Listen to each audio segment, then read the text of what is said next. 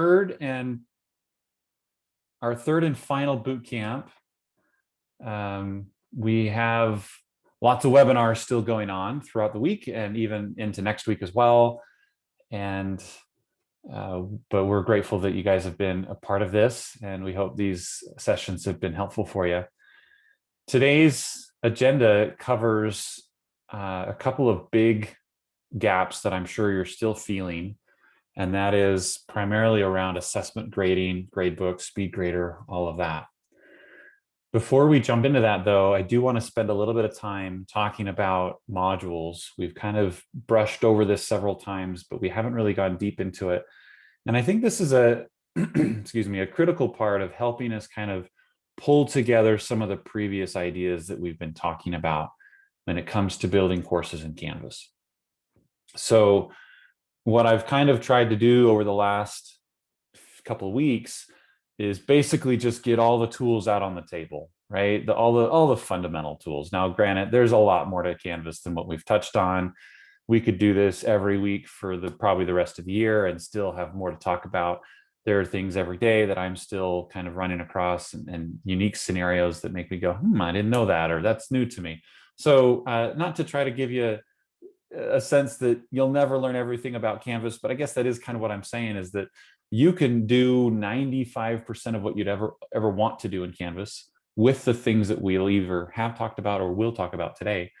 But that 5% is a tough gap to close. There's always these little things that come up and that you can learn a little bit more about. But to me, that's actually part of the fun. I don't know if you guys feel that way, but that's Canvas is always adjusting and editing and updating. And part of that is why it's hard to kind of always have everything totally understood. But like I said, you can do almost everything you'd ever want to do with the fundamentals that we've talked about or will talk about today. And so I want you to really, for this pilot especially, and over the next, say, year or so as we're transitioning, really focus on kind of the fundamental components of Canvas, things such as just kind of having to get around, navigation, utilizing the to-do list and the dashboard as you're looking at it now, knowing how to build pages and assignments and discussions and assessments, quizzes, using the gradebook, managing and creating great structure in your courses through modules and other things like that. That really is mostly, even now, with all the experience I've had, almost all the time I spend in Canvas is in those components. So we're hoping you walk away with stuff that's going to be almost everything you'd ever want to know.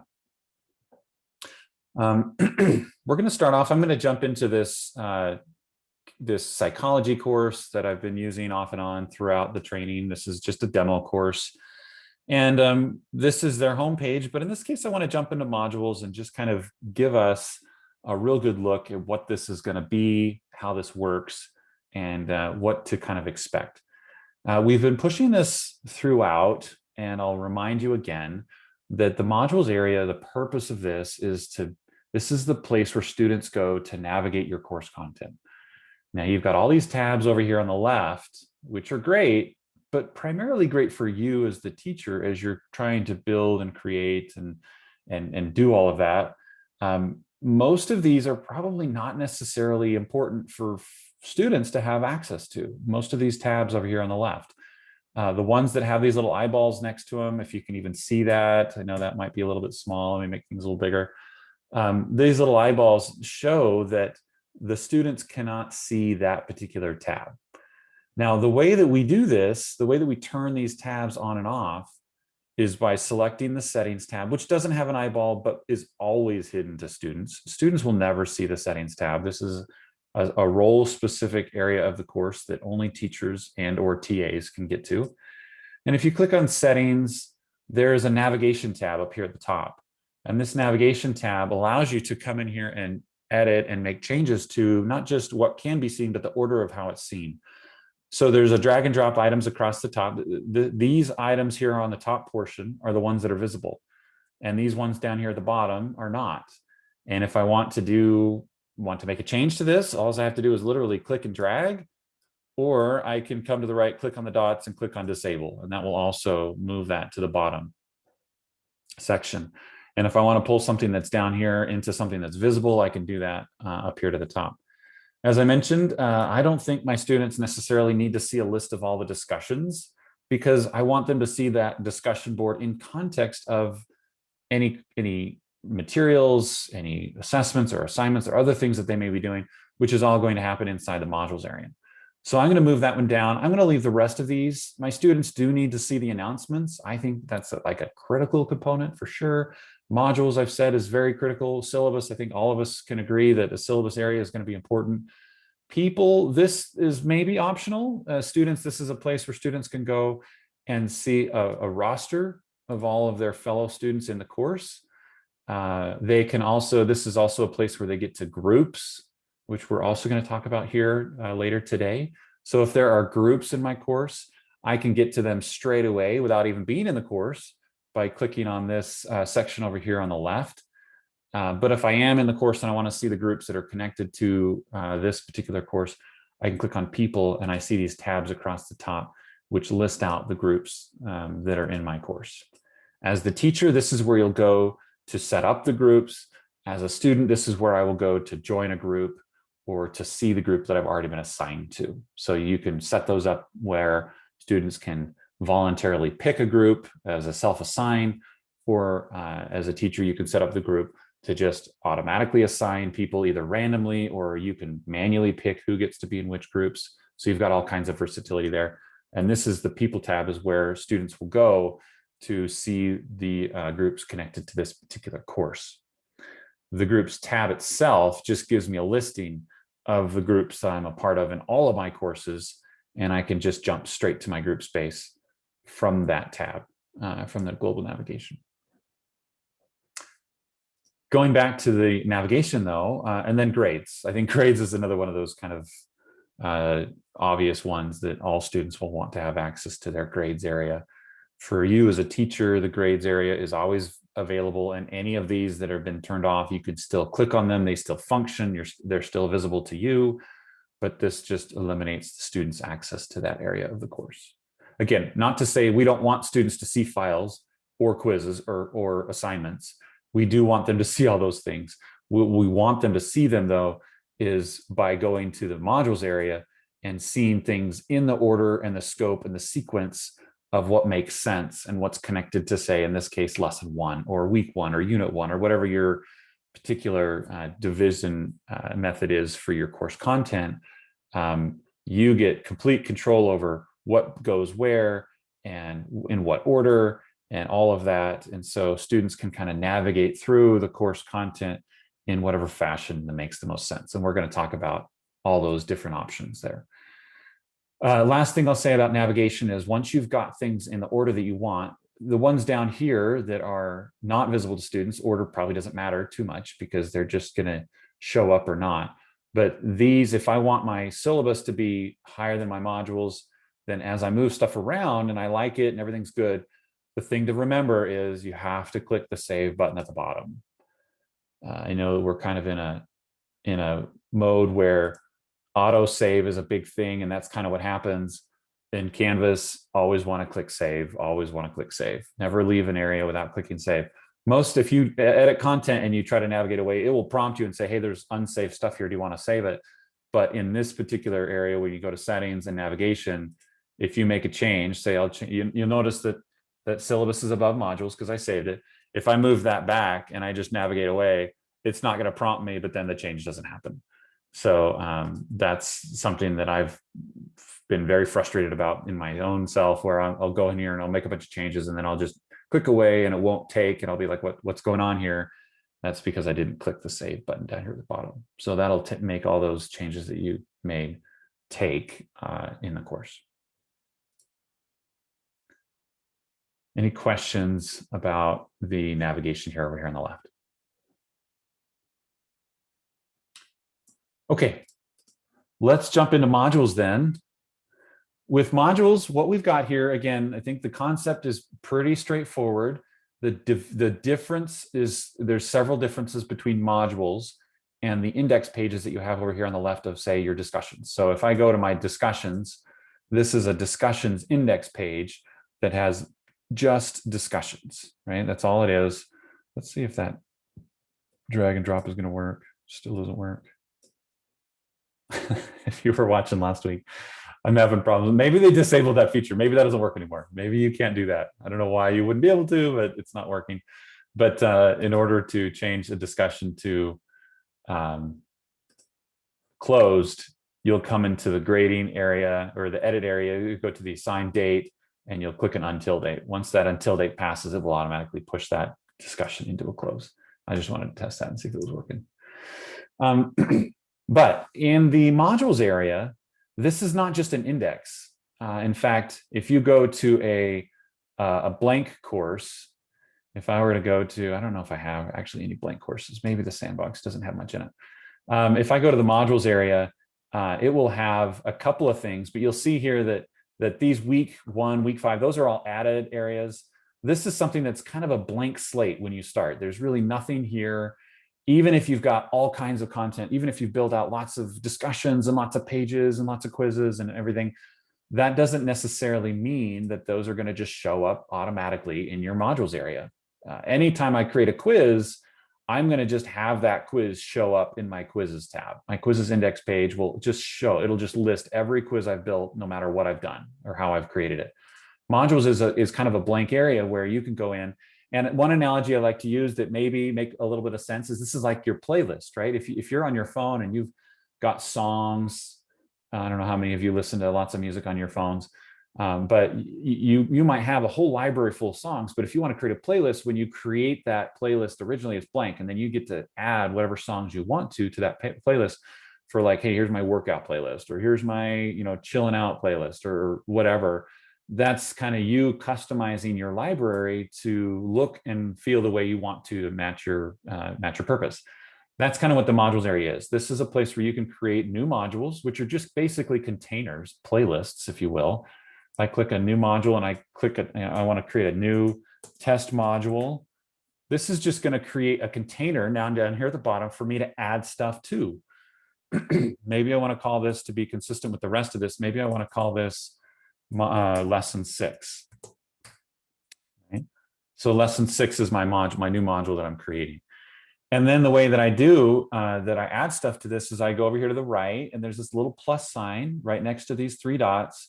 And this gives me access to all the different types of content that I've built in my course. Here's my assignments and my quizzes and my files and my pages and my discussions and some other things there.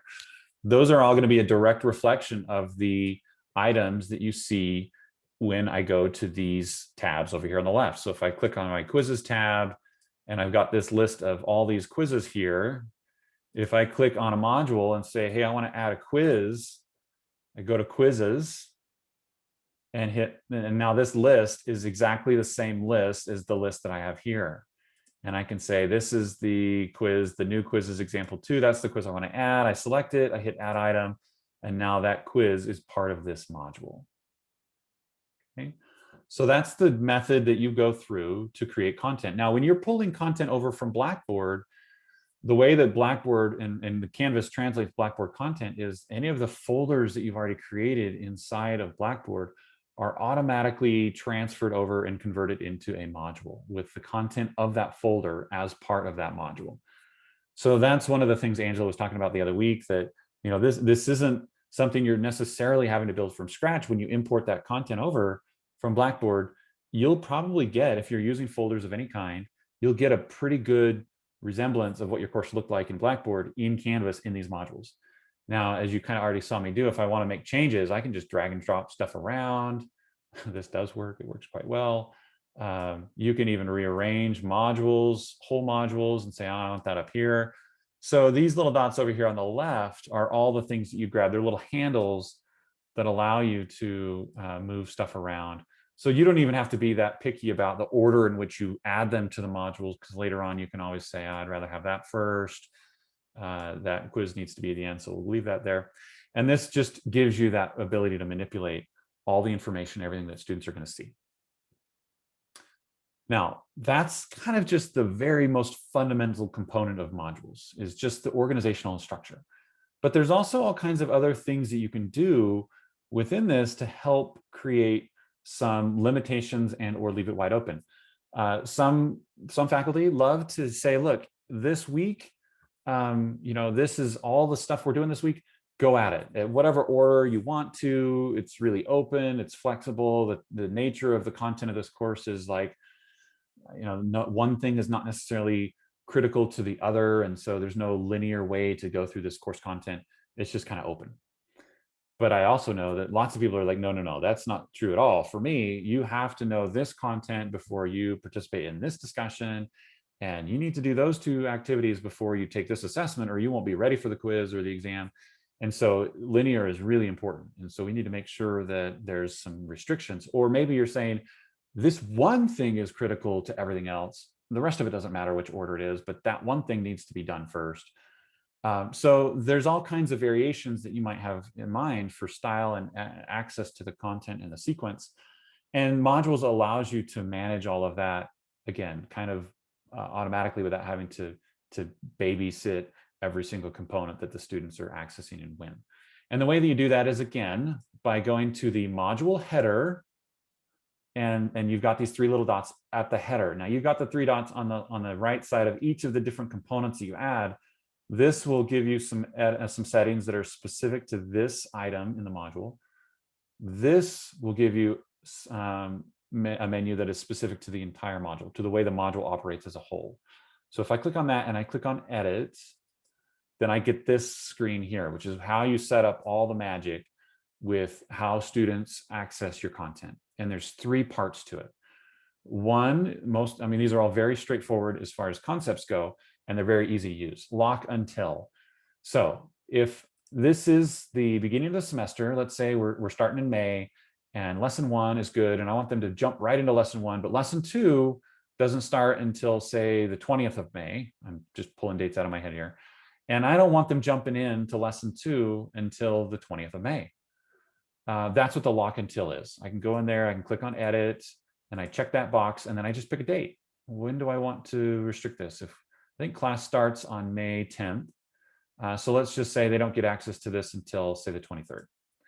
And if I don't put in a time, it's going to default to midnight or 12 a.m. is when that lock will release.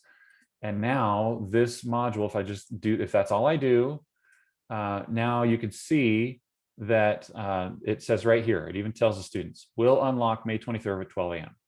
So lesson 2 is now locked. Now, if I go in and look at this, I haven't really talked much about this, but I've done this a couple of times. Student view up here at the top will allow me to see my content as the students see it. So if I select that, it's going to, let's see, let me reset. Let's do this again. I didn't relock it because I've already moved past that. So let's leave student view, modules. I'm going to redo this. I'm going to just go through that again, update. Yeah, of course, it's lock it, May 23rd, done, update. Now, if you make changes to the requirements midstream, it's going to give you this screen, requirements changed. And it'll say, do you want to relock the modules or you want to just continue? That gives you a chance to say, anyone who's already passed these requirements, like if we're already on lesson 3 and I'm locking lesson 2, it's going to say, hey, people have already gone past this. Do you want us to force everybody that's already passed it to come back and now meet these requirements? Or what do you want me to do here? For the case of this demonstration, I'm going to relock the modules so that we can kind of see what a locked module looks like. And now when I go to student view, it's going to show me that this module is no longer available to me. I can't click on it. I can see it, which is key because you want students to be able to see the content of the course. You don't want them to have any surprises. I've used other LMSs where when you lock it, it makes it go away. And so the students would be chugging along thinking they're about done, and then they finish something, and then a whole nother module unlocks and it appears out of nowhere, and they're like, they've got all this extra work they have to do and they're totally hating life now.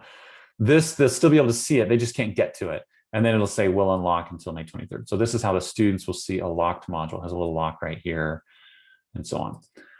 But that's just the lock, right? That's just the locking the modules. The other things I can do, if I click on edit, I can also add prerequisites. So if I select this, it'll now give me things that exist before within that module. And I can say, let's do a lesson 1. These are other modules, right? These are the 2 modules that are before lesson 2, the lesson 1 module and the questions and answer module. So maybe I want to make lesson 1 a prerequisite. So in other words, when I hit update module here, yes, I'm going to relock. Now this module, completing this module is now required in order for them to access this module. So now we have 2 criteria in place for accessing lesson 2. One is it has to be past May 23rd, no matter what, even if they have completed lesson 1. But if May 23rd passes and they haven't completed lesson 1, they still won't have access to lesson 2 because we've got both of those criteria in place. And I can remove one. I can use them in any order I want. If I don't want the date to be a factor, I can remove the date and just leave the progress, the prerequisite, as the progress criteria, or I can use them both together like I'm doing now. The third option down here is requirements. And what this does is this dictates how this prerequisite works, or just shows the students the things that are most critical for them to do as part of this module. And if I click on add requirements, I have these 3 options. The students must complete all the requirements. And so this is what dictates whether or not they've completed the prerequisite, is have they completed all the requirements? And if they have, then that automatically shows that the prerequisite has been fulfilled. But I can go even a step further and say, not only do they have to complete all the requirements, but they have to do it in sequential order. They have to do it from top to bottom. So that then the order of the items in my module now really matter, because if there's a requirement on each of them and they have to do it sequentially, then they won't get to the second item until they've completed the first one. If I don't have that box checked, it just makes them finish all of them in order for the entire module to be completed, but I can do it in whatever order I want. As a student, I can go through that in whatever order. And then the second option here is that students just must complete one of these requirements. So in this case, now we begin to create this sort of situation where I can create a module and put 2 or 3 assignments in that module and say, hey, pick one. You don't have to do one of them, but you have to do one of them, but only one. You don't have to do all 3. And now the students have got now a little bit of idea about how to navigate their own learning, and they get some control over their progress through the course. A lot lesser used, but still powerful nonetheless if you want students to only have to complete one of them. And then you get to pick, what is that? What are these requirements, right? Which one has a requirement on it? If it's this assignment, then I get to pick, what do I want them to have to do to complete the requirement? Is it just to view it? Do they just have to click on it and look at it and read it? Or should we have them manually mark it that it's done? So the student gets to decide. There's a little button that gets created on the assignment that when they're done, they just click the button and that marks it as complete. So now the student is the one determining whether or not it's complete. Or do I want them to have to submit something? So I just have to turn in my assignment. Once the assignment's turned in, then it's complete. Or do I want to actually require a certain score? And this is kind of an interesting option for, say, quizzes and exams, where maybe they're automatically graded, multiple choice, things like that, where the system will grade it. But if they fail the exam, they still can't progress. They have to go back and do it again. And I could say, maybe they have to score at least like an 18 out of 20 or something. And in that situation, if that's the requirement, let's do it on the quiz. We'll do a score at least. In this case, it's 10. So let's do an 8. Update module. We'll relock.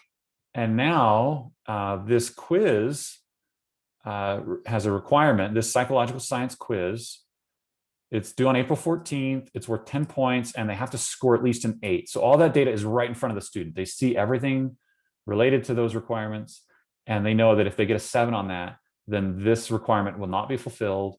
And if there's prerequisites of progressing, then they won't be able to progress. Even if there's no prerequisite connected to those requirements, this still gives you as the teacher kind of an indicator of how the students are doing. And the way that happens is up here at the top, you've got this view progress option, this button right here.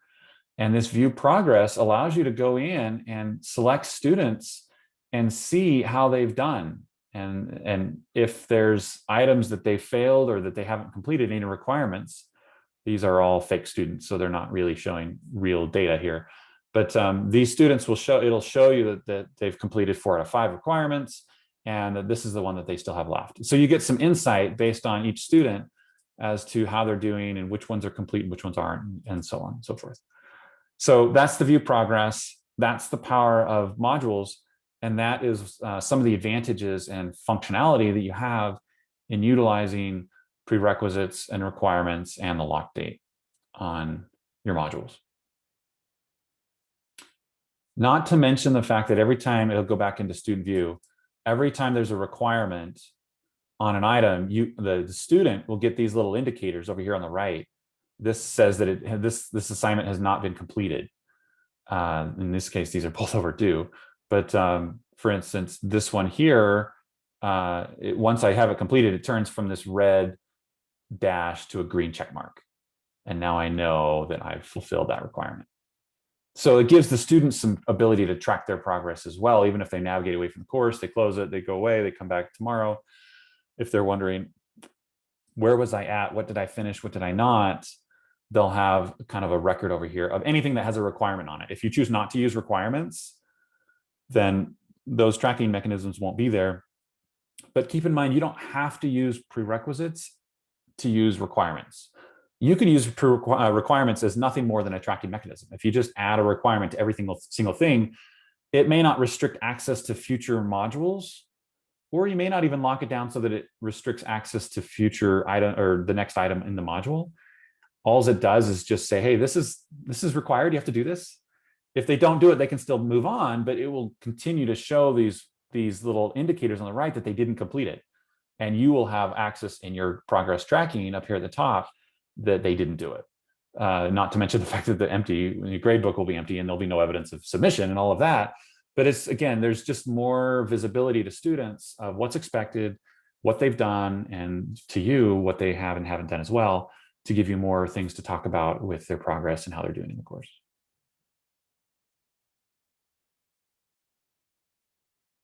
Questions on any of that? Okay. Keep them coming. I see some stuff coming into the chat. That's awesome. We've got our fabulous city folks managing that, so they'll answer your questions as we go along. Okay, well, let's jump into the grade book. We've been kind of talking about this. Now that we kind of have a sense of all the content you can build and kind of how it all fits together and how you deliver it to your students, now we need to get to the point where we're talking seriously about what do we do when a student submits stuff? How do we manage that? What you're looking at here is the Canvas gradebook. It looks very much just like a spreadsheet, but it's much more than that. And there's lots of cool features that are hidden all throughout. The first thing you'll notice is the color coding. Anything that's late that hasn't been submitted will have the color coding has there's various different colors and they mean different things. And if you'd like to know what they are, you've got this view option here at the top with a little caret there. You can click on that and you've got these, the statuses. That's what these colors are trying to indicate as your statuses. So if I select that, it will give me a definition of what these are, what is defined as what color. And unfortunately, I have real examples of each of these, but just to quickly go through them. A late means that the assignment has been submitted, but it was submitted after the due date. So there is something that's been submitted to you, somebody submitted an assignment, but it was after the due date. Missing, the red, means that there's nothing there at all, right? So it's not only past the due date, but they didn't submit anything. So it turns red first and then blue after that if they turn something in late. Green means that it's been resubmitted, meaning they submitted something and then they submitted either again, or you gave them a grade and then they submitted something after that. So this is super helpful when you have maybe turned something back to the student. Maybe they've submitted something and you're like, hey, this isn't high enough quality. Try again. And you're willing to let them do that, which a lot of teachers are. Then when they submit it again, you'll know that they've submitted again because it'll stand out. It won't be red or blue like the others. It'll be green. And so they'll stand out quite easily for you to understand who's resubmitted and where they're at with that. Dropped means that when you go into the assignments area, if we back up and go back to assignments, I talked about this last week, you can create assignment groups, right? Or you can have weighted grades. And as you have these assignment groups, when you edit those, you have the option to be able to drop number of scores to ignore, and you have this never drop option. So if you put in a 1 here and you save that, now there's a rule on this group, this assignment group, that you're going to drop the lowest score. When you're in the grade book, that's going to be, and it's probably really subtle for you guys. You probably can't see the difference in the color very well because it's orange and it looks very much like red and yellow. This is not a very ADA compliant color scheme, but good news is you can change the colors. So if you'd like that to be maybe this gray or brown or something like that, you can apply that a different color. That's true for all of them.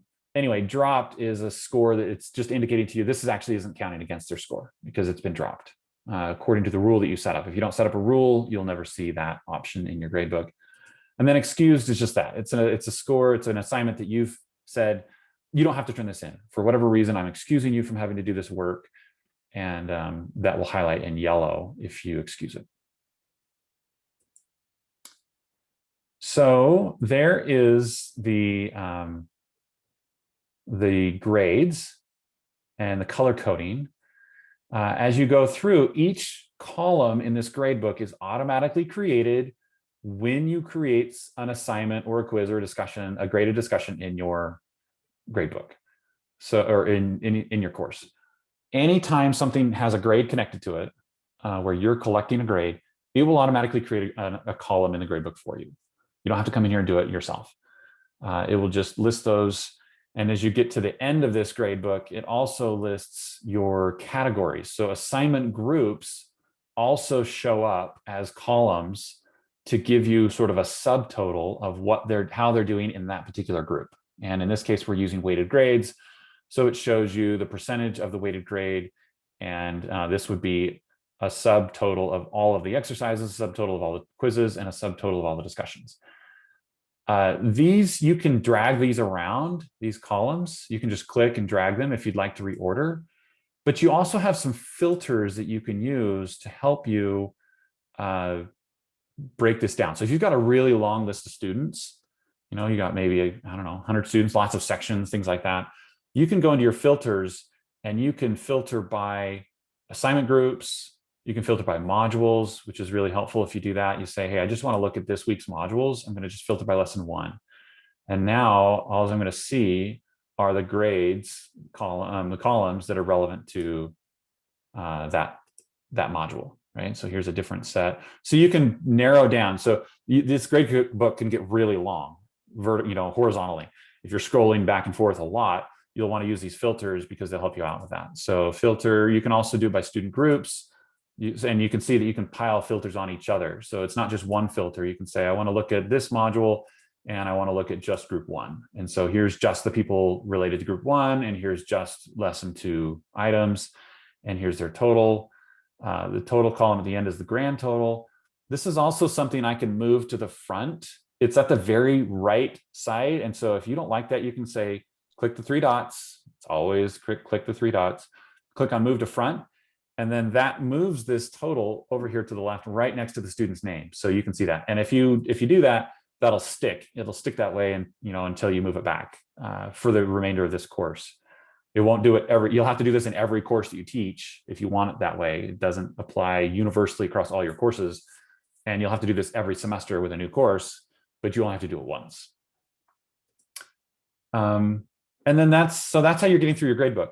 If you click into, I'm going to remove these filters, all modules, all students. If you click into an assignment, you'll see that you can just hand enter grades. Now, this isn't the best way to do it. The best way to do it is through SpeedGrader, which we're going to talk about when we get done here with the gradebook. This is not the SpeedGrader. But if you have a classroom situation, not necessarily an online, where people are handing you something in class, or if it's a presentation or something where there is no actual tangible deliverable that's being submitted online, then you could just pull up the gradebook and just, put it in, hit enter or tab, and give people a score. And, you could just manually enter these in as you go along. Granted, there's no feedback connected to this. It's just a score, but, sometimes there are situations where that's appropriate and exactly what you want. If you want more information, in this case about Rebecca, when I have my cursor in this block, you'll notice I get this little icon over here on the right. Some of these are a little bit subtle. but very powerful. If you click on that, you get this pop-out drawer that gives you all kinds of access to, say, Jane's stuff, right? Here's her grade that I just gave her. Here's the status. In this case, it says missing. If I want to remove that status, I can manually override the missing status and give her a none. And now it'll change the color of that cell. I can jump straight to SpeedGrader from here if I want to. I can jump straight to the assignment if I want to. So if I open that up, that'll take me back to here where I can now look at my assignment and I can edit it. So it allows me to kind of see what exactly was this assignment from that student. Or I could even just click straight on to Jane's name, and this will take me into grades for Jane, and I can see sort of what her trends are, what's happening in Jane's world. I can go to show all the detail, and it will give me even more information about Jane's classes and her grades, so on. So you just get a ton of information about Jane if you're interested in kind of drilling in on some of these things happening. If I go back to that little pullout drawer, I can also leave comments, and I can speak directly to Jane from this regarding this assignment. So although typing these out here doesn't give them, it doesn't give you that, if you just, as you're in there, you put the 15 and then you click that, add some comments, blah, blah, blah, move on, type in another, maybe here's a 19 on this one, but I want to say something to Annie about this. I can say, here are some comments for Annie about this, hit submit. And now she'll get not only that grade, but that comment connected to that grade in her grade area of the course. Okay. So this is actually kind of the clunky way to do it. It's still pretty streamlined, and you still get a lot of information and a lot of access to what's happening here. But this is still not quite as good because, again, if this is a paper that they've submitted, I can't see the paper, right? Unless I have it physically in my hand, I'm not seeing the work they've actually done from this view. And that's why SpeedGrader is a lot better for those scenarios. But if they're doing something where the submission is something that's non-tangible, i.e. a presentation or some sort of thing that's physical, that's not something they can submit online or electronically, then if you've got that on your table, you're doing whatever feedback you want to on their papers, and then you can just go through and add their input from here. Hey, Micah. Yeah. Are you going to talk about how to create these, the groups of students? Yes. You want me to do that? I would love that if you could go through that. That'd be great. Yeah, that's great. When I'm done with this and the SpeedGrader, I'm going to jump back into assignments, and we're going to talk about groups and rubrics. So those are two things that tie in real closely with all of this that we're talking about. Okay, so here I am going through grading or looking at grades, and I do want to make sure that I am grading a paper, right? Maybe I want to grade a paper. But actually, before I get to SpeedGrader, let me talk about a couple of other things that are features of the gradebook itself. You've also got the arrange by. The default is chronological. So it's going to put the things that are first in your course based on due date on the left, and the last thing in your course on the right. Okay, that's going to be the default. You can change that though, and you can do it by assignment name. You can mess with due date oldest to newest. Actually, I think I should say that things that don't have due dates, it's still going to put it chronological. So it isn't necessarily chronological by due date, it's chronological by module. So the first things in the module are going to be the first columns, and the last things in the last module are going to be the last columns. But if you look at arrange by, you can do it by due date, by points, or you can go back to the way that the default is, which is modules first to last. Filters, we've kind of talked about already. Statuses, we've talked about. You can also add a notes column in the course. And this is just something that you see. This is not something the students will see, and it only lasts during this course, during this semester. So if somebody has some sort of special circumstance, some sort of ADA situation, and you're giving them additional compensation on their time on their exams, or some sort of anyway, any kind of thing you would like to remember about a particular student. It doesn't even have to be anything specific. It can just be a note for yourself. You can go in there and type that in.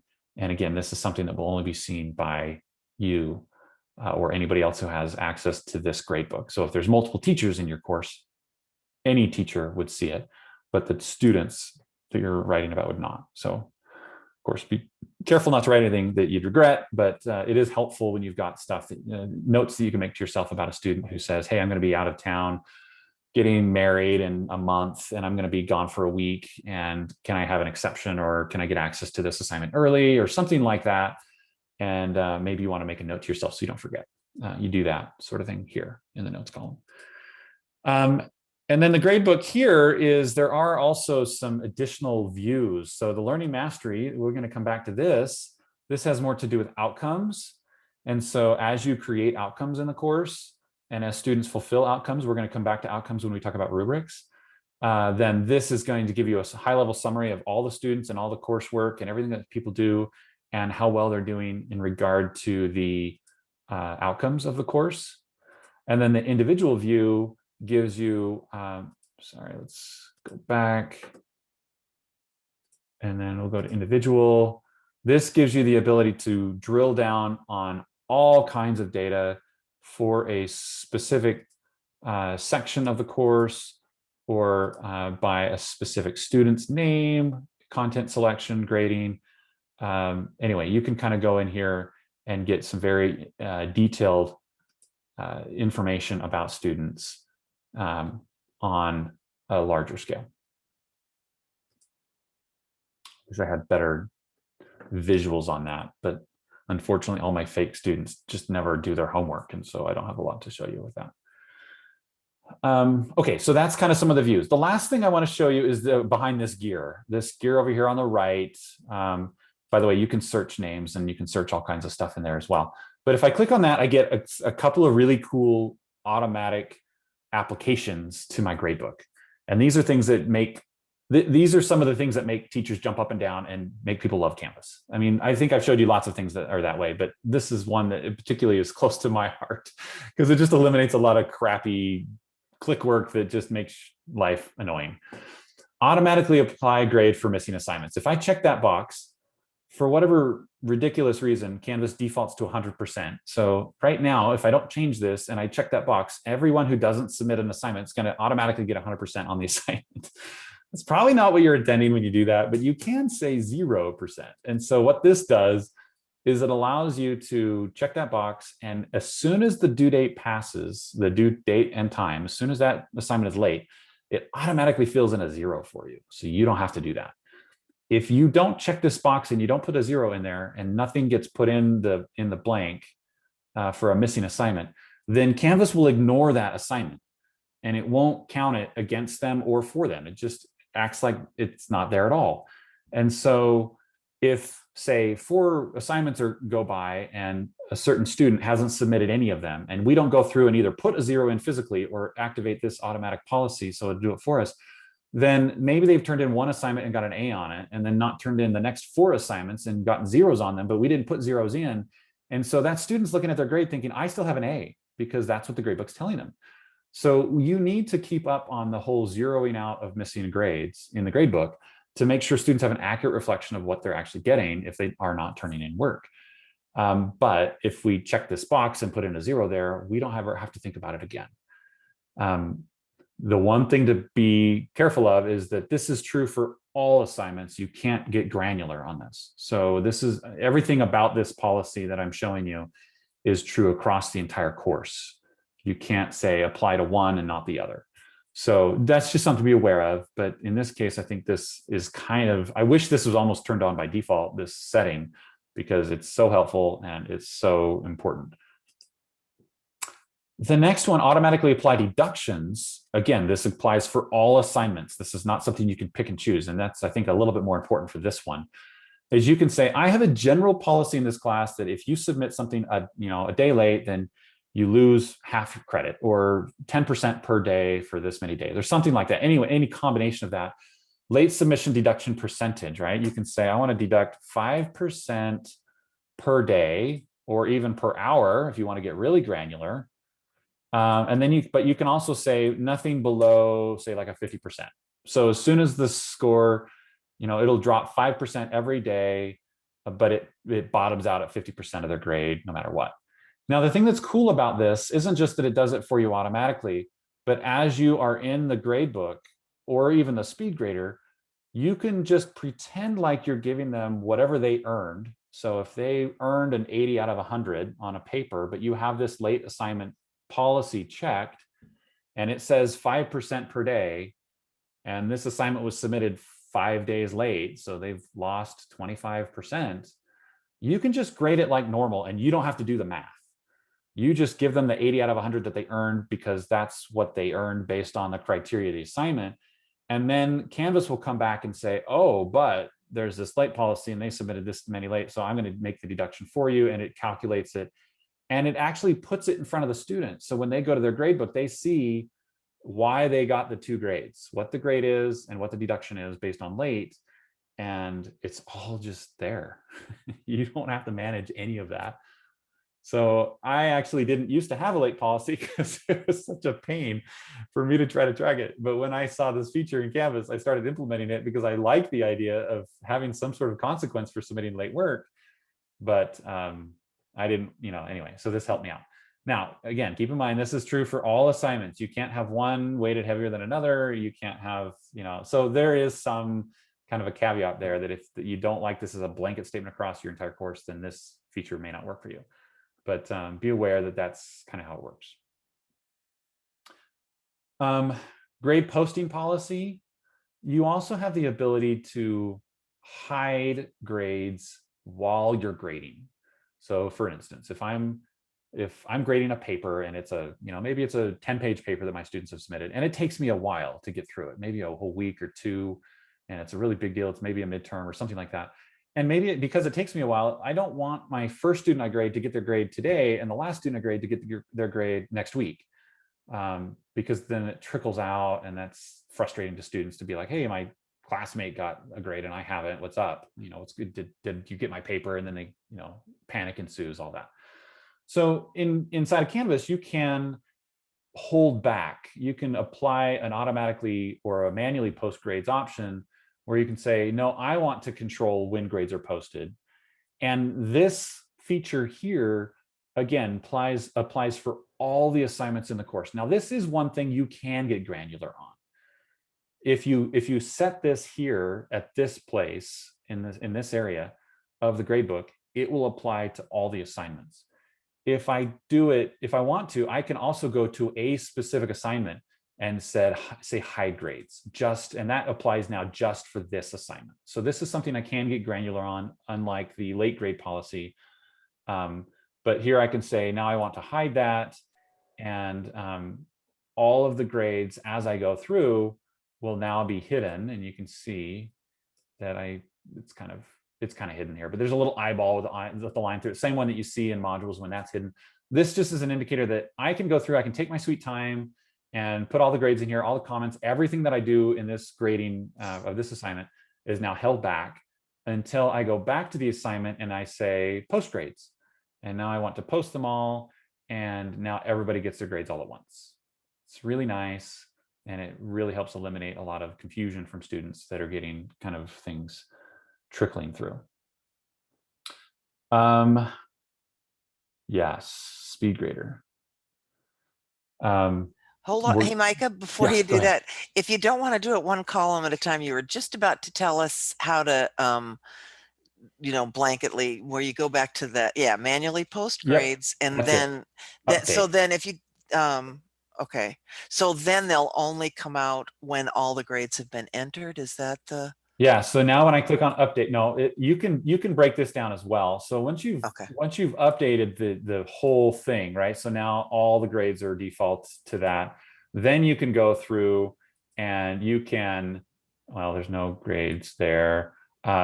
You can release them on a single course or assignment basis as you go through. So you don't have to wait until the very end of the course and then release everything all at once. Right. You can have that trickling out. throughout the semester. It just sets the default to everything being hidden from the start, so you don't have to do it one by one by one. Oh, and okay, then great. and then undo it one by one, right? You can just go in and So you can't set set it so that as soon as all the grades are entered for each assignment, that assignment becomes visible. You have to set that yourself. You can manually set each assignment on your own by doing it from here, or you can manually set it for the whole course by doing it here. The release of the grades is always going to be manual, though, regardless of which way you did it. You'll need to go into each one and then post the grades for each assignment as you go through. Great. There's nothing that would automatically trigger that because you're done grading or something like that. Okay, so those are kind of the facts and figures of the grade book itself. I've been talking a lot about the SpeedGrader. Hey, Micah, can I ask a quick question? This is Amber. Yeah, go ahead, Amber. Does it automatically create any columns for you, like a total or weighted total, like in Blackboard? Give me more. What do you mean by that?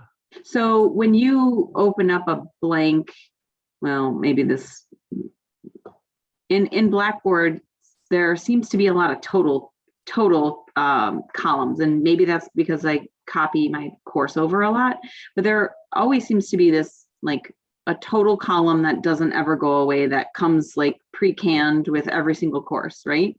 Mm-hmm. And my fear is that, well, it's happened before. It's not really a fear, it's a reality, that if you start, plugging in your tests and your assignments, and there's this total column that you don't hide, students can actually see what you're doing behind the scenes sometimes, right? Sometimes we just like to have the grade center hidden for a while. But if there's, and it just causes us a lot of problems, because this total column, it seems like it just adds in any assignment that you put in that you may just want to put like a quick pulse point, right? And you'd make a quiz and it's worth 3 points, and then all of a sudden that's in their total grade, and you're like, oh crap, we didn't want that one in the total grade. Am I making sense? The column, you want to hide the column itself?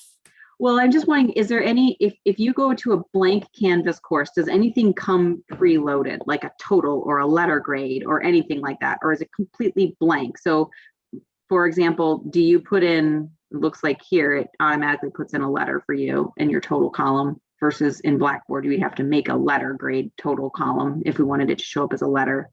Mm-hmm. I guess I'm asking, does it always come with a total column? It does. So that'll be there. What you'll see when you go into a blank course is, if there's no students, there'll be nothing here, right? It'll just be one line, and it will have a column for every assignment you've created already. But if you have no assignments, then it will just have the totals column at the end with nothing in it. It'll say total, but there'll be nothing for it to reflect. If you want to create, say, a quiz or some kind of, I'm in the middle of building it, as long as that item is unpublished, you won't see a column in the gradebook for that item as long as it's unpublished. So that gives you some ability to kind of mess around with, say, like a quiz that you're building. If you're kind of midstream and you haven't finished it, then you can leave it unpublished. It won't show up a column, so nothing, that won't reflect anything to the students. They won't know that quiz exists until you publish it. And there's a way to exempt that from the grade center or the grade total, because so for example, we do a lot of pre-work where students are required to do like a 5-question quiz, but it's not worth any points. It's just sort of a cognitive exercise. Mm-hmm. In that case, you can say, don't include it in the grade center, or don't include it in the total column. Right. So when you're building a quiz in Canvas, the quiz type is what will dictate that. So if you select practice quiz, then you won't get a column in the gradebook for this quiz because it's not graded. Oh, but then you can't see how the students did. No, you can, because you get a stats if I cancel this, it's not going to show me. When you click on a quiz, like you see here, when students have taken it, you get quiz analytic buttons over here on the right. And so you can still go see the analytics of how students did and all of the different things that kind of go along with that. So you still get access to their performance or their grade or whatever they did, but it wouldn't show as a grade in the grade book. Oh, okay. So there's a way to get to it. It's just not, it's really separate from what's going to be tied to their course grade. Right. Okay. And then you build your weighted total column, or that goes back to the assignments. If you remember when we were in the assignments area here, these groups are what dictate the percentage. Remember, we talked about weighted grades here. So as you assign a weighted grade, each of these groups, exercises, quizzes, these assignment groups, these are the things that reflect in my grade book here. So when I get to the end, these columns are generated automatically by the assignment groups that I create in the assignments area. And the percentage of weight is reflective of what I've picked as the weighted grade in each of these groups. Got it. Okay. And if you want like all of the tests this is coming from a Blackboard perspective, so forgive me. It's okay. Like proportional or equal, like if you want them to be equally weighted, or if you want them to be like, so one test has 50 questions, the other test has 100 questions. We want it to be like it's a total number of questions, so they sort of weight themselves, if that makes sense. Yeah. So now you're really getting into the weeds, but this is important because I know this is really critical for what a lot of you are, the way that you run your exam. But I hope you have enough context now. I wanted to talk about this before, but I didn't think we had enough context because we hadn't talked about the grade book for it to really make sense. But I think we do now. So for instance, let's just look at this quizzes section right here. It's worth 35% of my total. I know that because it says that right up here. And I've created that once again by going to assignment group weights, and I've dictated how much I want each of my assignment groups to be worth. So this is where I create the grade weights for each of those. And that will now be reflected here. So if I go down to quizzes, this whole section, everything in it is worth 35% of the total grade of the students. And each of these quizzes are 10 points. Just ignore these. Well, this one here, this is a bogus quiz, but each of them are worth 10 points. So each of them have equal weight within the 35%, right? But if one of these quizzes was worth 100 points, then this one would be weighted, would have a bigger impact on this 35% than the others. And with Canvas quizzes, remember I told you there's two types of quizzes. There's classic quizzes and new quizzes. With classic quizzes, this is an important distinction between these two. One of the upgrades I think they've made to the new quizzes. With classic quizzes, there's no way to dictate how many points this quiz is worth, except by just going to the questions and adding point values to each question. So if I had 50 questions in one quiz and 10 questions in another quiz, and I wanted them both to be worth the same value, I'd need to make one quiz, each question worth 5 points to total 50. And the other quiz, I could make it worth 1 point each question to make it 50, right? So, and that gets tricky with the math if you've got like 17 questions or something like that, and it's not easy like 10 and 50 is. So that's something that needs to be considered when we're talking about total percentage of weight, is the questions themselves are the way that you adjust the weight of the quiz. Now with assignments, like a paper or something, you can pick whatever amount you want. You can just say, I want this to be worth this many points. But with quizzes, with classic quizzes, it's an accumulation of the total point value of every question. With new quizzes, you have the ability to say, I want these questions to be worth this amount, but you also have the ability to override that and give the total quiz a certain number. And they have a blank, just like with assignments, where you can just type it in and say, this quiz is worth this many points, even though it only has this many questions. And then Canvas will manage the point value for each of the questions to make it total what you put in. So there's a manual option, kind of an override there. And what about tests? Are they like quizzes? Yeah. So when I say quizzes, that's the tool you'll use for exams, tests, whatever you want to call them, midterms. Like it's the same tool, and you'd build it the same way. Thank you. That's helpful. Does that make sense? Did everyone follow that? Okay. So Micah, this is Jackie. I have another question. So when you were saying that quizzes and exams all follow under the same category, is there a way to make them separate? Because our quizzes are not worth as much of a weighted percentage of their course grade as compared to exams. Mm-hmm. Yeah, so you can use whatever vocabulary you want. When I say quizzes, I'm just saying the fact that Canvas calls their assessment tool quizzes. And so I call it quizzes because that's just what they label it as. But you could come in here and you could create a group and label it as quizzes, and then create a separate group that has Canvas quizzes in it as well, but you're calling that exams, and you treat them different, and they have a different weight, and you talk about them differently in your class, and the students won't care that they're all Canvas quizzes, but one's called a quiz and one's called an exam. That's actually a really common situation where you've got like a pop quiz every day that's worth like, 10 points total for like the whole semester. And then these exams that are really heavily weighted, you just need to create that clearly enough within your own assignment groups that you can treat them differently. And so you just separate them out. And so when you go back to your grade book and you look at the weighted on the grade book at the very end, so we're under exercises, this is showing the accumulation of everything they've done for exercises. So if we had an exam column, it would show us what their average is for the exams they've taken so far. Exactly right. Awesome. Thank you. Yeah. Hey, Micah, I'd like to go back to the question that Amber had. This is Samantha. Okay. With the total there on the far left column. So I have my, one of my courses pulled up in Canvas, the one that's been created for me for this summer. And I do see that the total column is automatically there. And I'm not sure if you answered her question, or maybe I misinterpreted what her question was. But when the student, so as you're grading, let's say you had used the midterm example. So let's say it takes me a week and a half to grade a midterm. Does the total still change for the students whose grade I have actually entered in? It will depend on whether. Okay. So when you hide the grade, right? When you hide this, let's go back here. If I come in here and I want to, what's going on? Sorry. If I want to hide grades, I select hide and I click hide. Now, when I've done that, I am free to put numbers, comments, whatever kind of feedback I want on this assignment. It will have no impact on the grade. Students will not see any of my grading or feedback.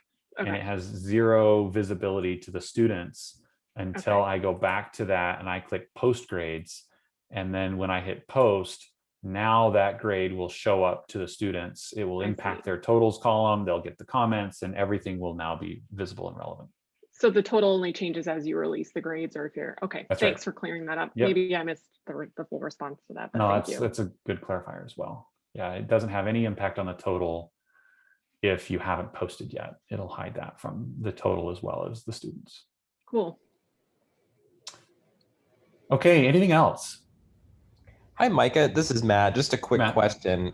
Does Canvas allow you to assign a weight to a specific item in the grade center? A lot of times faculty will say like, their final's worth 20%. That's only one item. And then the quizzes all added up together, they're worth like 30%, and discussions are worth another 30%.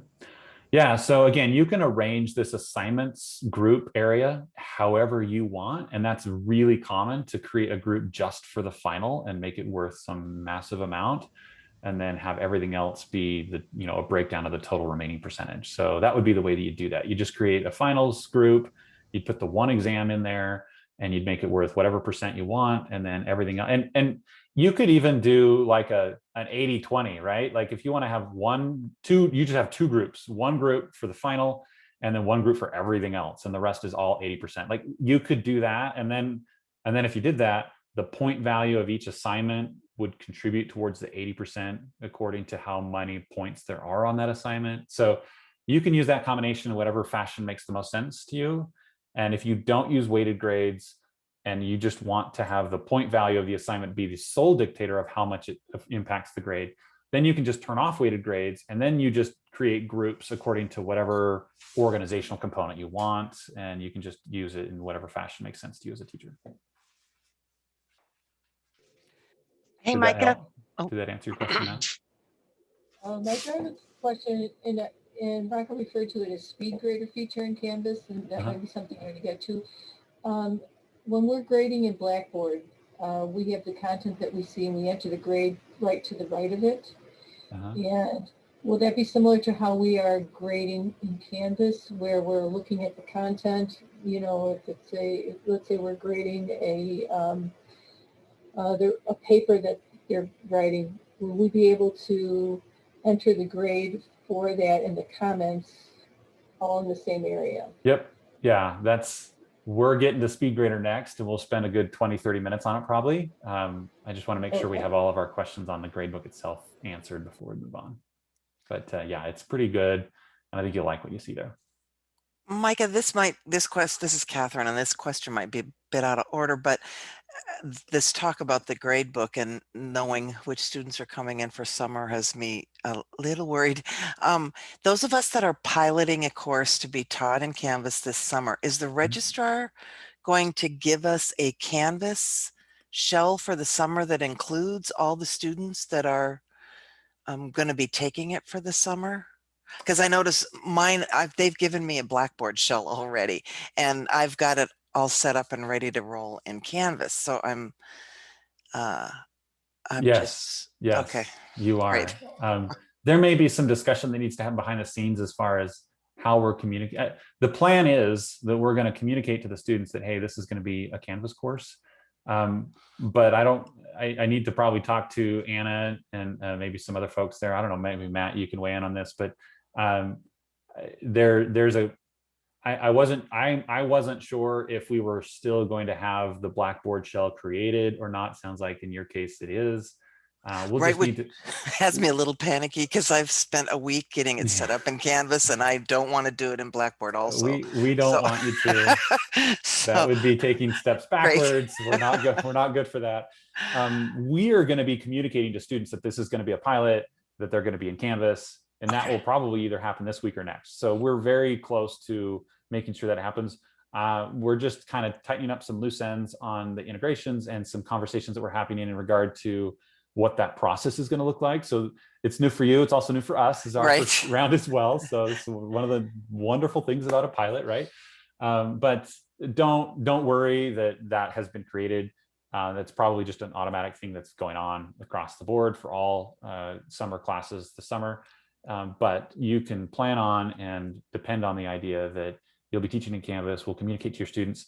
And a way that I've done it in the past, and I'm kind of just throwing this out, maybe this isn't great because I haven't talked to anybody else about this, is that you just go into your Blackboard course that was created and say, hey, this class is out, we'll be communicating to them anyway, but in addition to our own communication to them, maybe put something on the very front page of the Blackboard course that says, you know, this class is being taught in Canvas, here's a link, click here to go to it. And you know, just to kind of help reroute people if they end up in the wrong place on accident or for some weird reason. So we're working on the logistics and the details of that, but I wouldn't be too worried because yes, if you want to teach and you're planning on teaching Canvas, we want you to teach in Canvas, and we are pushing everything we can to make sure that happens.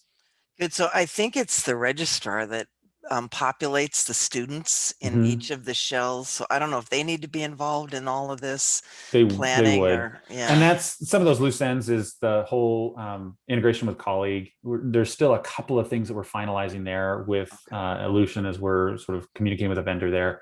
So yes, the idea is that we want to also test the population of classes through colleague into Canvas courses. Does your Canvas shell not have students in it at all? Are there no students? Nothing. I have the master shell that course is created in, with the plan to roll it into the summer shell that is populated with students. Okay, great. So yeah, those details will be much clearer over the next week, and we're not gonna let too much more time go past before we've got that all figured out, because those are pretty high priorities for us. So stay tuned, and your designer will be well informed and walking you through whatever steps need to make sure that that's all happening. Great, thanks. And one more quick clarification off Catherine's comments. So since we know we're going to be doing the pilot course and we have students in the current course this spring, can we let them know that their summer course will be in Canvas? And if so, are they going to get any type of tutorial as opposed to the first day of class, they open up a brand new LMS and go, what am I? What's going on here? Yeah, we're going to offer a student orientation webinar before class starts, probably the last week of April sometime, maybe the first week of May, kind of depending on how that plays out. But we'll communicate to them long before that, but we're still trying to get a date hammered out on when that will happen. The nice thing about that is a lot of students in general have used Canvas in the past, so it may not necessarily be brand new, but we don't want to rely on that expectation because we know that's not going to be true for everybody.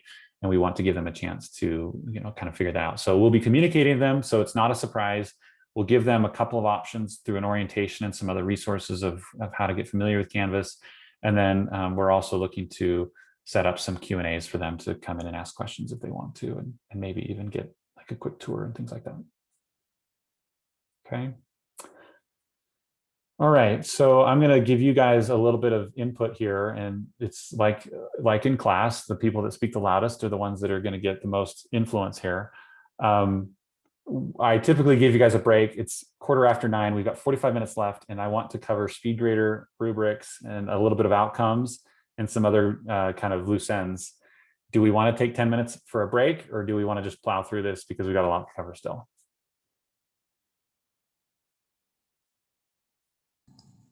Plow through it. All right, one for plow through it. Anyone want to contradict that? Keep going. Carry on. All right, there's 3. Let's go then. All right, we're going to jump into the SpeedGrader.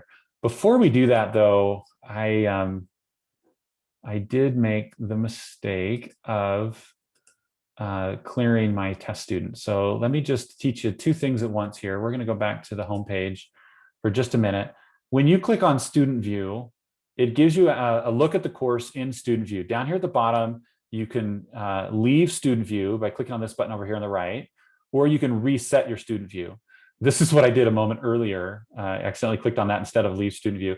What that does is it takes your Student View and it wipes everything out. So the reason that that's there is if you take a quiz and you only have 1 attempt set up on your quiz, and you want to see what the students are going to be like, you can go to Student View and you can take that quiz and you can experience the quiz as your students would. Well, if you do that and then you want to take it again, maybe you make some changes, you want to go back to it, and you've already taken it. It says, oh, you can't take this again. You've already done it once, and there's only there's only one try. You could go to Reset Student and it will clear your take, and so you can go back through without having to go back and mess with all the settings and things like that, which is really helpful. But in this case, what it did is it wiped out the paper that I submitted for my demo here. So let me go back through real quick, and I'll walk you through, as I do this, the submission process. So if I click on Critical Thinking Intro Paper, Psych Paper, you'll notice here that it gives them sort of a timeline of it's available. I have not uploaded it, submitted, not graded yet. It's missing, it's worth 20 points. Here's the instructions on what I'm supposed to do. Here's my due date. And then here's all of the information about how to submit, right? I can put a comment in if I want to. As a student, I could submit a comment with my attempt. Hey, sorry, this is late. My dog ate my homework, something like that. I can also see the rubric. So this is the rubric that's connected to this assignment. And I get to have that access to that right in line with the rest of the course content. But if I want to go ahead and go in and I'm going to come back to rubrics. That's not all you're going to see about rubrics. Let me click on, I'm going to upload a file, and I'm going to go to a kind of my default paper that I like to submit. And it's going to upload that. It says that it's got it here. And I'm going to come over here down to the bottom right, and I'm going to click submit. Now you'll notice that my timeline now shows that I've uploaded it, but I have not submitted it. So I've got a real obvious, if I go away and I didn't submit and I come back, I'm like, wait a minute, I thought I submitted that. Then it will show me that I didn't. I can click submit. And now I get that 3rd check in the box, as well as a chance to kind of look at the paper that I submitted and any information that might be relevant to that. If I come to the top, and let's see, okay. So now what I want to do is, now that I've submitted it, I'm going to leave Student View and I am going to grade it. Now there's a couple of ways I can get to SpeedGrader. If I'm the teacher, I've left Student View, I'm in the assignment that I was just looking at as a student. I'm in the same now looking at it as a teacher. I can just click on the right here and go straight to SpeedGrader from the assignment. So if this is the environment I'm in, it's easy and quick for me to get there. Notice also that I can download the submissions if I want to, and I also see that I have 0 out of 1 submission graded. So it gives me some quick stats on, I have a submission that I have not graded. If I had 30 submissions, it would say however many I've graded out of 30 submissions. The other way I can get to SpeedGrader is if I go back to my gradebook, I can also now, if I scroll down to the bottom, you see, now this is blue because it was late, but it's now submitted. So if you remember our statuses, late is a submission that was past the due date, but is at least has been submitted, right? So all of my blanks are red, and my blue one now shows an icon instead of a dash, showing that there's something there sitting, waiting for me to grade it. I also see on my dashboard, I will see another hit here. There's my grade critical thinking introduction psychology paper. That's the one I just submitted as a student. And so on my dashboard now I have a new entry here that shows me that I have something to grade. And if I click on that, that also takes me straight to the SpeedGrader. So that's a third way that I can get there. The second way I didn't actually mention was here in the column. If I hover over this column in the gradebook, I get these 3 little dots. I click on that, I get this really nice menu. I can click on SpeedGrader, and that will take me there as well. So here I am in the SpeedGrader. This is it legit and for real. A couple things you'll notice is it renders my paper just right there in front of me. I don't have to download anything. I don't have to upload anything. It's just going to show it to me. I have over here on the right a listing of all the students in my course. The ones that I've graded have green check marks. They didn't have submissions. I just typed their grade into the gradebook for demo just a minute earlier. All the non-submissions will be grayed out, and a submission that's not graded will have this little orange dot. So I can know those are the ones that I need to grade still. If I come underneath the settings over here on the left, this little gear, I can go to some options, and I can sort that list that I just showed you in lots of different ways. Default is by alphabetical, but the one I like is by submission status. Therefore, it will bulk all of my non-graded submissions in order, and all of my graded submissions in order, and all of my non-submitted missing assignments in order. So there's that. And that allows me to have at the top of my list over here on the right, this list that I was just looking at, that top list would show all my orange dots all at the top, and I wouldn't have to kind of skim through and try to find them alphabetically. This is also where I can hide student names in the SpeedGrader if I want to. If you want to try to be a little bit less obvious, or a little bit more less biased, I should say, you could check that. Now, obviously, that's not going to help if the name is on the paper. So, you know, if there's another way to identify the students. But if I check that and I click save, it's going to just give me numbers instead of actual names. So it gives me a little bit of tendency to be less biased if I hide the names. It doesn't hide it anywhere else. Students will still be able to see it. I'll still see it in the grade book. But in this situation of grading, it'll hide it. Okay, so here I am grading this assignment. There's a few things to note right off the bat. First of all, I have a rubric that's connected to this assignment, as we saw. If I click on View Rubric, it's going to give me access to that rubric right here. And this is an active dynamic rubric. So I can just go through, and if I want to go over here a little bit more, and I can see the whole rubric, I can just click on them as I go through, and it will just fill in the numbers for me. And it will then give me the ability to say, you know, in this case, I got 13 out of 20. Let's let this guy, you know, we'll say it's a good paper. 18 out of 20 is fine. So there's all of that. I just click through it. I don't have to do anything. If I want to give them like a 4 instead of a 3 or a 5, I can click in there and just put 4. Oops, not 45, 4. If I want to comment on just this specific criteria in my rubric, I can do that here. Nice job. Nice job.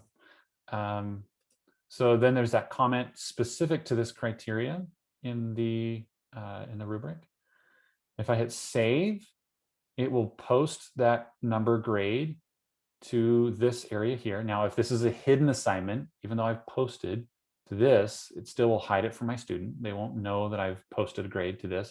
If I haven't hit it, they will immediately get a notification by default that they've had a new assignment graded, and then they can go look at it. So that's important to understand. There's also a general comments area. This was an excellent paper. Hit submit. So there's a comment there. Down below, you can add attachments. So if there's something you want to submit with your comments, some kind of document or something, you can do that. I can also click on this, which will bring up a media player, and it will start recording either mic or webcam. If I turn the webcam on, hello everyone. I could go ahead and click on start recording, and it will record a little media video of myself, just kind of giving them audio or video feedback. Or if I have an audio or video file I want to upload, I can do that. I can go and find that audio or video file. So you've got these media options that you can attach to the comments that are really cool. Or you can even do speech to text. Canvas has a really cool grading teacher app that this tends to get used more than on the computer. If I'm grading, I can do all of this on my iPad or on any tablet. And I can go in here, and instead of having to type everything out, which can kind of be a pain, I can just turn on my speech to text, and it immediately begins to just fill in the blank of whatever I say. And I can give feedback this way verbally, and it records it. And once I'm done, I hit stop, and it will then let me submit that. So that's kind of a cool little high-tech feature there that I've seen lots of faculty get very vested in and use quite a bit. So those are the feedback options with the rubric and the point value, but it actually gets way better than that, because over here on the right, you probably have a lot to say about this paper itself, right? And you don't want to put every single feedback item you have in this little box over here, because that's kind of annoying. So you can come in here and you can click on these things across the top. These are all annotation elements. And if I wanted to say something about that, I could just click there and say, here is my comment. And then it specifically, points that out. I can highlight, I can say, maybe this part isn't quite right. And I can even attach a comment to that. Why did you say this, right? I can do text boxes if I want to. So I can write more info here. I can do a strike through. I can do little doohickeys, like little, I don't know, my teachers used to always do stuff like that. I don't know that I've ever really known what that meant, but they would do that to me a lot sometimes when I'd write, and they'd make more comments. So any of these can have comments connected to them, but you've got all these really great annotation tools, and you can just go through and you can just mark this paper up all day long, pick your colors if you want, zoom in and out. All of that happens. You can even like do a box. I didn't demonstrate this. You can say, like this whole paragraph, rewrite this, it stinks. Even though I thought this was an excellent paper, I've given really critical feedback here, so I'm not very consistent. But anyway, you kind of get the point. You can go through and you can mark this thing up. And then as soon as you either post this or once you put the grade in, the student will not only get all the feedback from the rubric and the comments, but they'll also get all these annotation components to their paper as they get. And it just gives you really, really rich feedback options. And then once you're done, you just click next. You click this little next arrow, they'll just take you to the next student, and then it'll show them their submission, and you can just do the exact same thing. You have all the same options. You can come in here, view the rubric. There's no paper here, but click through, maybe make some comments. Maybe you do the annotations first and then click through the rubric, or maybe you do them kind of back and forth. However you want to do that. They call it SpeedGrader because it actually is incredibly efficient. You never have to download a single thing or upload anything back. When students go to their grade center, they'll see the paper, they'll see the comments, they'll see the rubric, and all of that will be visible to them as well.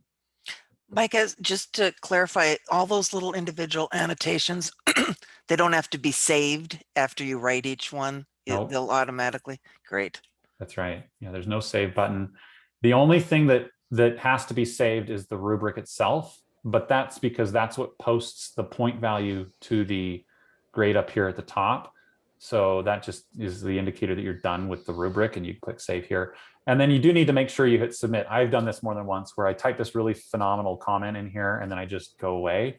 The comment stays in the box. It doesn't delete the comment if you navigate away from the SpeedGrader, but it doesn't submit it either. So you need to make sure that you've hit submit in order for that comment to post.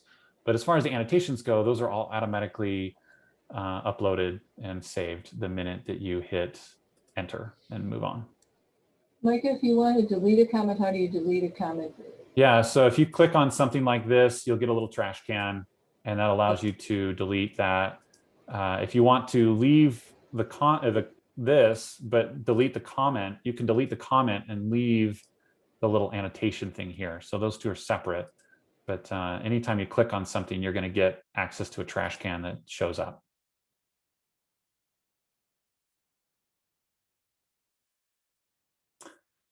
So that's kind of the SpeedGrader. This, if you have any sort of file like a PDF, Word doc, there's lots of open office software as well.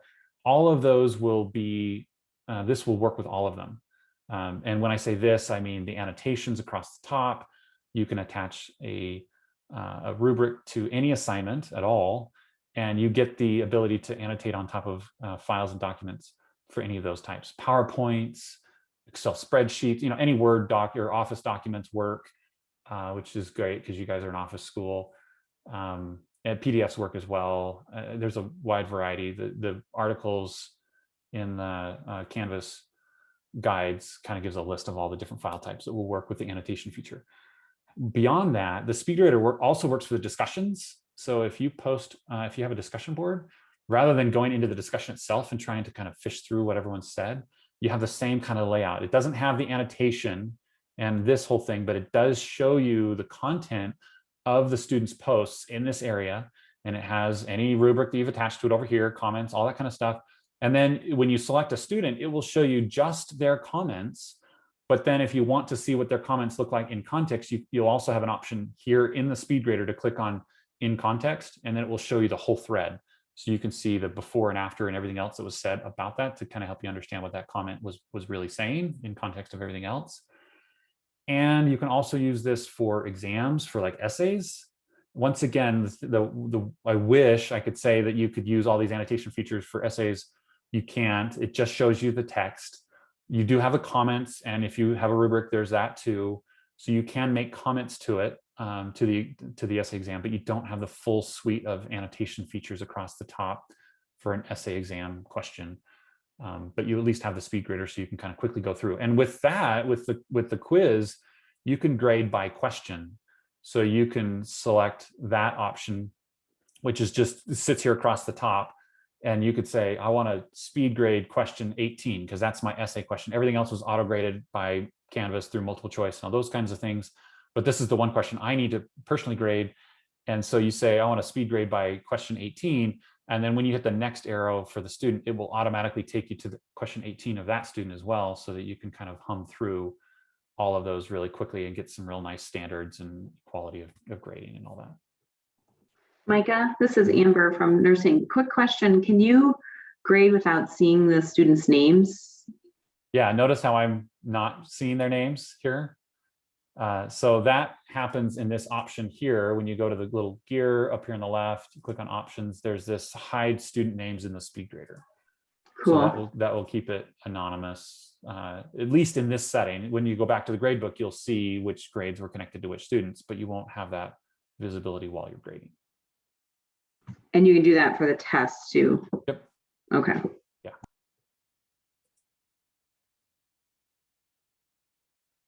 Other questions about SpeedGrader? Super simple, but yet incredibly efficient and powerful. I think the SpeedGrader, a lot of other LMS actually systems have adopted something that's now fairly similar to this. So this may not be as groundbreaking as it used to be, but I think the SpeedGrader was what put Canvas on the map. They invented this from the very original. Like, this was one of the most prominently complained about things when they talked to faculty as they were developing Canvas, is that we hate the process of grading. It's super cumbersome and it's really painful. And so they built the SpeedGrader to try to alleviate most of those concerns. And I think they did a really good job.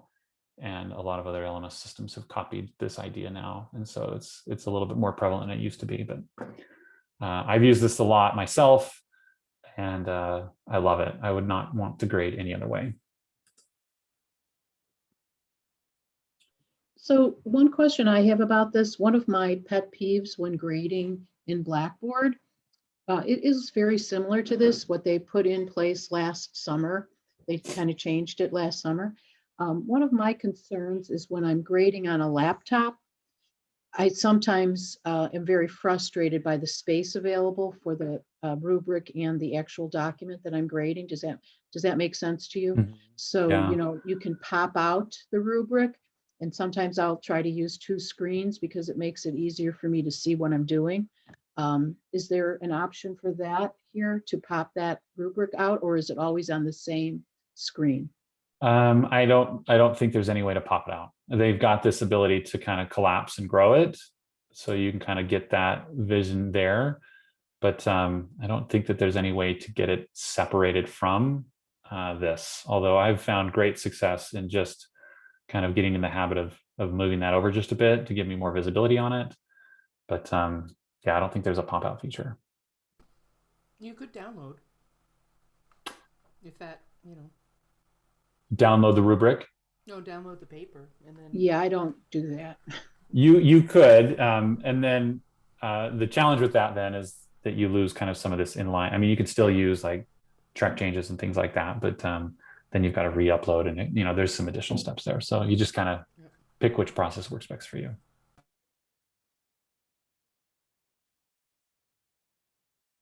Other questions? Okay, well, let's jump back then to this assignment, and let's talk a little bit more about this rubric down here at the bottom, because this is something that needs to be set up correctly in order for the functionality of the SpeedGrader to work the way that I just showed you. There's other ways you can use rubrics and lots of variety in your own style, but we want to make sure that we've kind of gotten there. Before we talk too much about rubrics, though, I just want to take just a minute and talk a little bit about outcomes, because this kind of drives the rubrics. So in a hierarchy of small pieces to big pieces, the workflow is that if you're using outcomes, Canvas outcomes, if you're going to be tracking outcomes in Canvas, is how I should say that. Every course is going to have outcomes, and everybody has different ways of kind of determining whether or not those outcomes are being accomplished. But if you're going to be tracking those outcomes inside of Canvas, then the first step you need to do is actually create it inside of Canvas. So if I select the outcomes item over here on the left, you're going to it's going to start off blank. There's going to be nothing here. And you can create groups, which is this folder. So a group is just a way to kind of give some hierarchy to your structure. And you might create a separate group of outcomes for each course and have a different folder, a different group for each course to kind of help you manage that at an easier level. Now, one thing to know about outcomes, though, is you can create outcomes at an account level. And I don't know if that means a lot to all of you, but for those of you who are more administratively minded or kind of fill an administrative role or want to talk to administrators about this, just understand that if you have department outcomes or college outcomes or whatever high level that is, and that's typically how it is, you've got university outcomes, you've got college outcomes, you've got department outcomes, and then you've got course outcomes, and there may be various differences between those. You can create outcomes at those levels and share them across. So let's just use the simplest form. Let's just say there's some department outcomes that are important for, all courses have to include at least this 1 or 2 outcome that our whole department has.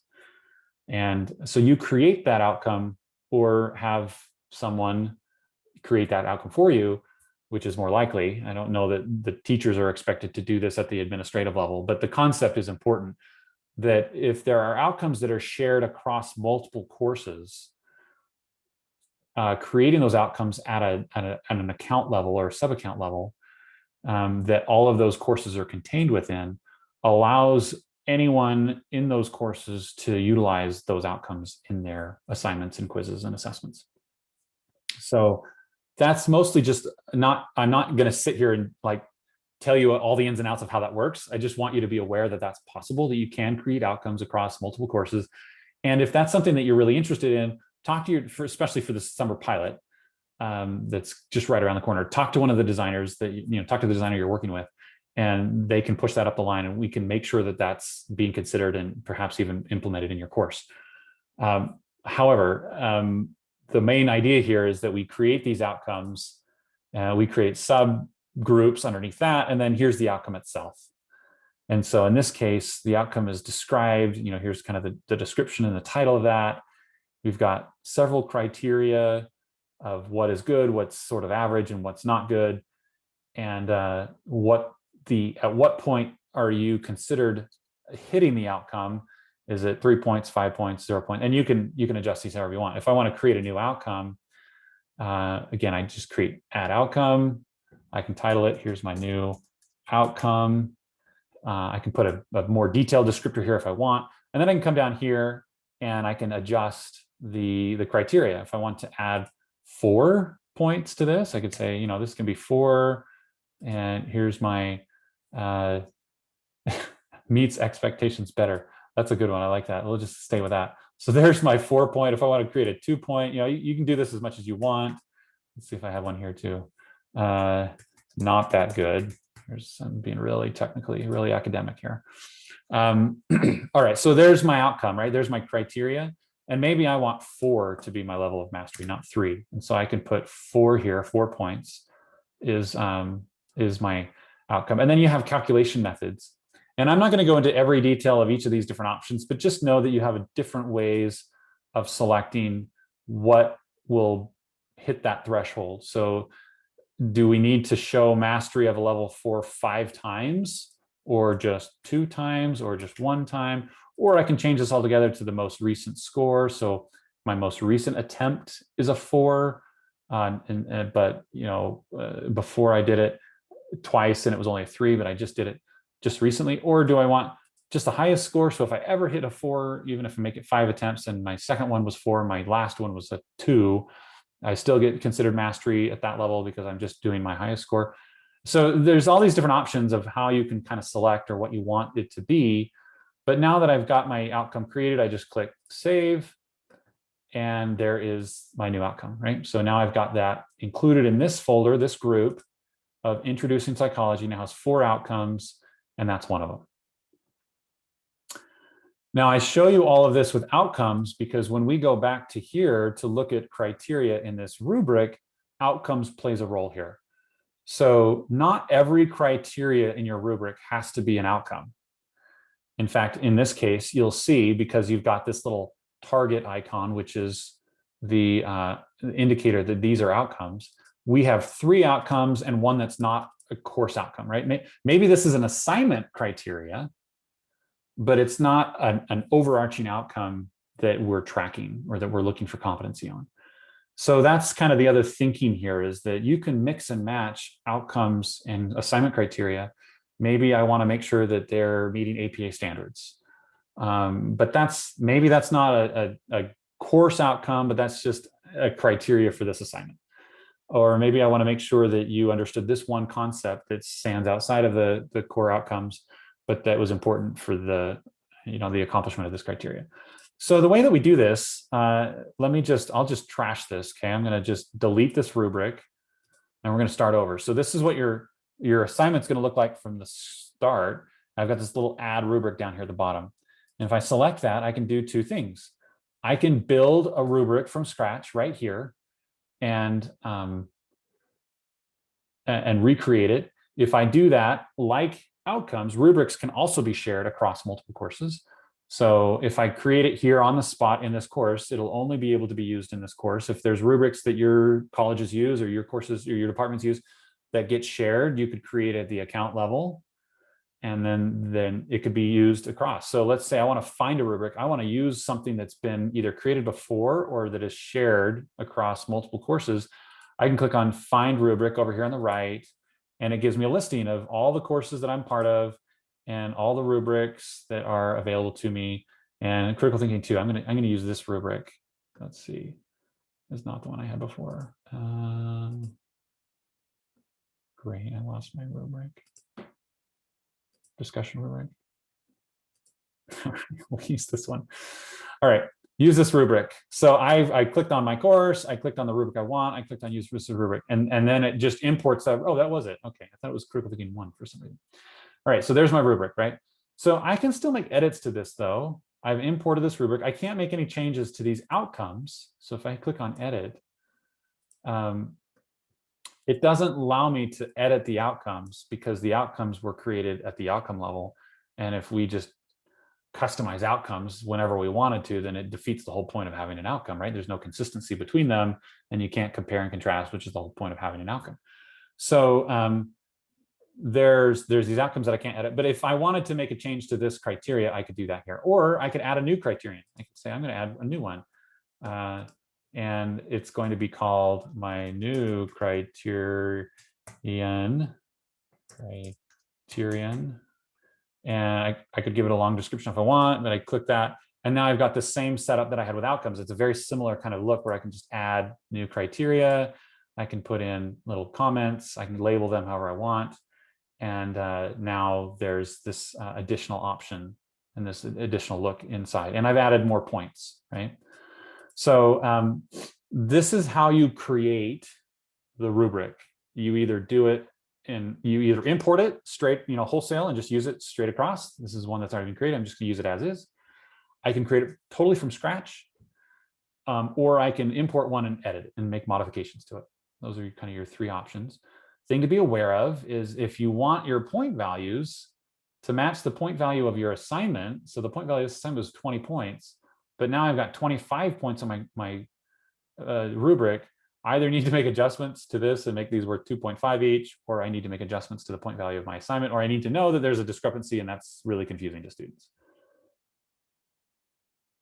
There are also some options down here at the bottom that allow me to dictate the way this rubric works. And the one that is probably of most importance is the use this rubric for assignment grading. And the reason that that one is so critical is because if I check that, then that is what makes my rubric visible to me in the SpeedGrader and allows me to do everything I just showed you in the SpeedGrader with the dynamic clickable criteria and the comments and all of that. If I don't check this box, this rubric will not show up in the SpeedGrader. That little button that says view rubric will not show up. And I can still have it as a grading criteria, but I'll have to communicate that information to my students either manually or with a physical copy of the rubric or in some other way. So if I want the rubric to be delivered with my feedback and all my annotations and everything in my SpeedGrader, then I'll need to make sure that as I'm adding it, that I go to the bottom here and check this box. Use this rubric for assignment grading. This is another one of those situations where I wish that was the default. It's not, but you'll know when you go to grade, you don't see the view rubric grade, you can come back here and check this box after the fact. So if you ever get to the point where you're grading and it's not visible, you can come here and make an edit to this. It has no impact on the student's visibility of the rubric. The rubric will still show up whether that's checked or not to them. It just won't be available for you in the SpeedGrader.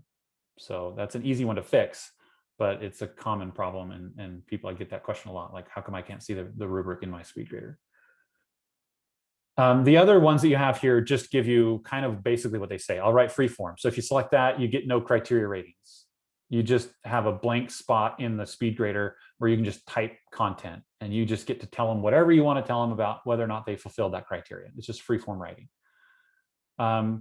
If you want to remove the points from your rubric and not have the rubric dictate the number of points in your assignment, then you can just check that second box. So if I want this to be 25, but I want to have 45 criteria in my rubric and they're not all point driven, then I just need to check that box, remove points from the rubric. And but again, that will remove it from the SpeedGrader, because that's one of the primary functionalities of that, is that as you check those boxes, it posts that grade for you and does all the math for you. So you lose that option when you select that, of being able to use this rubric for assignment grading, because it isn't being used for grading if you've said that we're going to remove the points. But you can say don't post outcome results to the Learning Mastery Gradebook. You can override that if you want to, for whatever reason. Maybe this is a rough draft. You want to give them access to the outcomes, but you don't want it to actually have a real, want them to get dinged for it if they do poorly. use this rubric for assignment grading. We talked about that. High score total for assessment results. So if you select that, it just doesn't show the total down here at the bottom. And that's another way of kind of just hiding, not that you can't do the math. Honestly, I'm not really, I don't have a lot of great use cases for that one. I think people use that sometimes, but I've never used it and I can't imagine why someone would. Okay, so we click that. We click update rubric.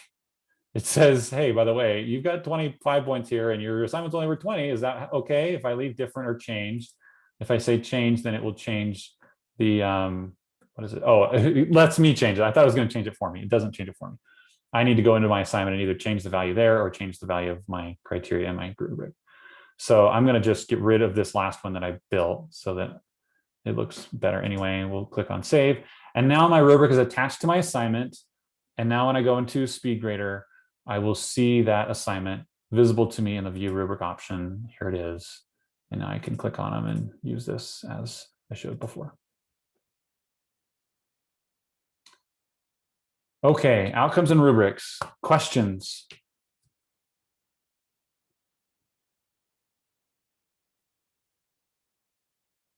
It's a lot. I know we've covered a lot today. Everyone kind of feeling like their head's spinning a little bit?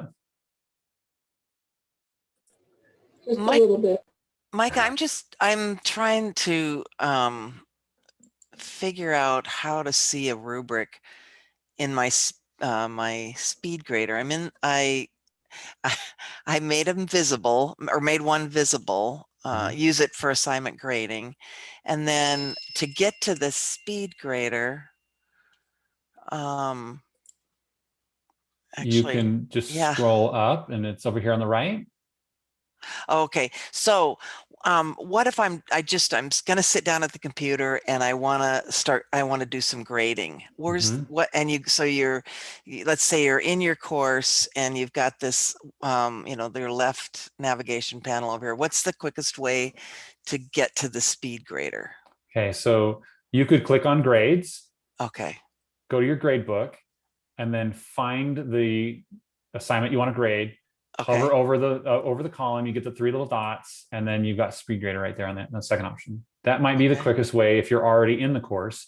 Okay. If you're just logging into Canvas from the start, when you land on your dashboard, over here on the right, your to-do list, any of these will take you right into the SpeedGrader. So if I want to grade this grade position paper, I'm going to click on that. It's just going to take me right in, just right from the dashboard. Okay. I could have sworn that there was, on one of the pages, there was a thing in the upper right corner that just said SpeedGrader that you clicked on and it took you there. Well, if you're in the assignment, like I am here, then you do have that over here on the right. That's what that's what I was looking for. So I said go to grades and then find the assignment. The other thing you could do is go to assignments and then find the assignment and click on it, go into it. And then on the right-hand side, you'll see SpeedGrader. Great. So that's probably maybe one click more. I don't know. I mean, either way, it's pretty easy to get to, but lots of options. Great. Thank you.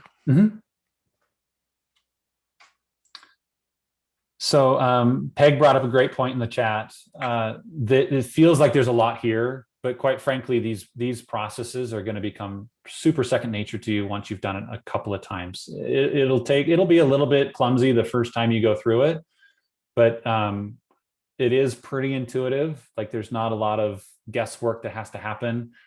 Go into the assignment, click SpeedGrader, you'll see your first entry and you'll just start grading it and you'll see a rubric. If you don't see the rubric, come back, look at the assignment again.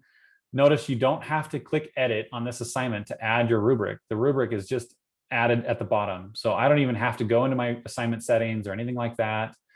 If I go to discussions, let's go to discussions. You can add a rubric to a discussion. If you go into discussions, you click on that, click on the 3 dots over here on the right, show rubric. Okay, so if I have a rubric attached, it'll say show. If I don't have a rubric attached to the discussion, it'll say add rubric. And once I do that, it'll give me the same kind of option to be able to add it there. And then quizzes has kind of this same option there as well, where I can come in here and I can, this one's different. maybe it was over here. I'm going to come back to you on that. You can add rubrics to quizzes as well, and have that same kind of experience where you're being able to utilize that when you're inside the SpeedGrader. But the workflow will get very natural to you, and you'll get it kind of a little bit straighter when it's not all just brand new and kind of buzzing around trying to land on your head. Micah, and then, yeah, go ahead. The other thing I just wanted to add was the transfer from Blackboard to Canvas is really great. So when I was setting up these modules and the assignments, all I ever needed to do was click on that find rubric, and all the rubrics I had created in Blackboard rolled over, and there they were. It was really nice to have them there. Yeah.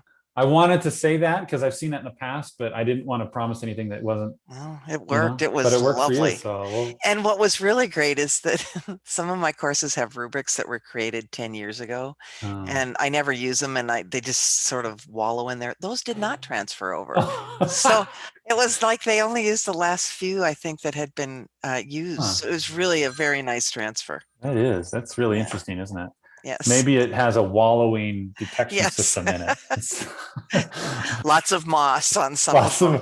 This one has too much decay. We'll let that one go. Something like that. Yeah. That's great to hear. Thank you for sharing that. Yep. Other questions? Okay, now I promised at the beginning that you'd know, 90% of what you need to know by the end of this to kind of get through, especially this first pilot.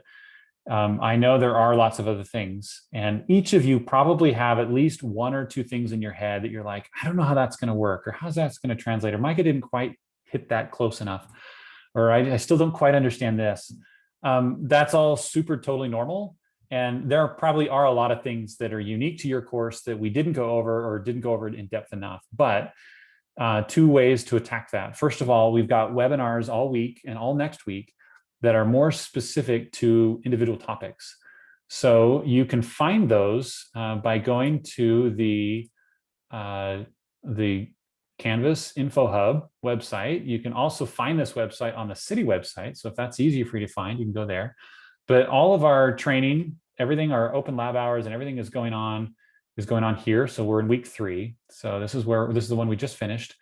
And here's all the things that we're going to be talking about in more detail in the coming week at different topics. So you've got one on the mastery gradebook, lots of other, anyway, open lab hours. Please take advantage of this. Next week, we've got also lots of lab hours and some other things that we didn't touch on at all, like analytics, Turnitin, that Canvas apps. Like those are things that some of you might want to dive into. You might want to wait and just try it later if that's critical to your success. So absolutely engage. But notice these are all being managed and run by the city team. They know Canvas very well. They'll be able to answer your questions. I've had a couple of situations where one of the city members have pinged me and helped and asked me to answer questions for them. So I'm also a resource for them and for you. So please just understand that there's lots of additional ways to get that, as well as just reaching directly out to designers. If you can't make those lab hours and you just need some one-on-one consults, I think every pilot faculty has been assigned a designer. So use that situation. If you're not a pilot faculty, but you still want to ask questions, you're welcome to reach out to a designer at City and ask them questions. They're incredibly capable. They know very well how to answer that question. And anyone could be asked a question that you don't know the answer to, but Canvas is great with resources. We can find answers. So if we can't answer it immediately, we'll certainly find ways to respond to your questions. And just know that we don't want to leave you hanging. We understand there's a tight time frame. You've got a lot going on right now in your life, and this is not probably the only thing on your plate. So please don't try to be the warrior and the martyr who's going to stay up till 2 o'clock in the morning and do this all by yourself. Let us help you in every way we can. And so far, I've been really, really impressed by how competent and capable the members of the team here at Rush are. So please take advantage of that. Hey, Micah, this is Amber from Nursing again. Any updates on Panopto and Examity? I don't know, Matt, if you want to say anything about that now. We've got some conversations scheduled to find out about that. Do you know anything you can say at the moment? I don't want to put you on the spot. I'm not sure about Panopto. I'm still waiting on University Systems to get back to me on that. I think last I heard, Anna had something scheduled with Illusion and Canvas to see if we can pull over the username. As far as Examity goes, I'm meeting with them towards the end of this week, so to hopefully set up the integration.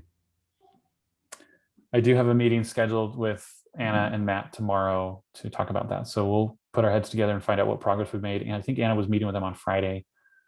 So I don't know exactly where she's at with that, but I haven't heard any big bombshells or anything that would make me feel really, really uneasy. So we'll have better updates by Tuesday. And then for you specifically, Amber, we'll have a report on Wednesday at our faculty advisory meeting to help give you what we learned since then. Sounds like a plan. Thank you. Okay. Hi, this is Janice. I know we have just a minute left, but what's the integration of Canvas with Respondus and the quizzes? Yeah, I think that's already set up and running. Am I right, Matt, on that? I think that one's done. Yep, that one's good to go. Great, thank you. Mm-hmm. And I don't know if this is a question for Matt or for you, Micah. In the Blackboard, we had a tab where they could go straight to the library. Is that something they can do in Canvas? And then also the same in each course, there was a Zoom link where we would create our virtual classroom meetings. Is that also something that is available within Canvas? Yes, to Zoom. So if I go to here, this is the same place we were at earlier where I was showing you how to edit your navigation links. By the way, there's the Respondus Lockdown Browser option, and there is the Zoom option. So in this case, it was disabled, but if I enable that, I'll have that there, and I can click Save, and now that Zoom option will show, and it does have that integration where as the teacher, you can go in and create meetings, and as a student, I can click on that and access any scheduled meetings and go straight to my Zoom from that course. I would click on it and show you, but I actually don't have a Rush Zoom account, so it doesn't work for me, but it will for those of you too. Because the Zoom link is also already working. It's up and running. Excellent. And what about library? Oh, right. So the library, there's two ways you can deal with that. The best way, I think, is, I mean, you could put links, of course, anywhere in your course content, right? So if you've got a place, like sometimes you just create like a course resources section in your course, and you might have a place where you've got lots of different things, including the library, and it's just a place where students go and they know that that's where they find links to resources that are using in the course. That's the easiest way to do it. You have total control over it. But if you're wanting to make it a little bit more prominent, there is another option inside of Canvas where you can create a custom tab over here on the left. You can't do a lot to rename the standard tabs as they are, but you can create a custom tab that would link to an external source. And it sounds like the library is a good candidate for that. So you could just call it library. You could put it wherever you want on this list, just like you do the rest of these. And then when they click on it, it will take them to a Canvas page that says, click here to go to the library. And so there is a 2-click. It's a little bit clunkier than I'd like because it doesn't take them directly to it. There's another click after that, but it does sit there right on the navigation, and you can add that and use that as much as you want.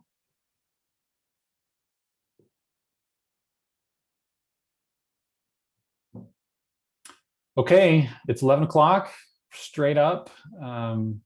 This is a great conversation. I hope you guys felt like this was really helpful, and I hope that you feel like you're kind of starting to tie everything together and feel a little bit more like you have a full picture of how everything kind of works. I'm sure there's still some gaps. Like I said, take advantage of the training that's still available. We've got several more weeks before class starts, and we expect that there will be lots of activity from all of you. Don't forget the self-help course as well.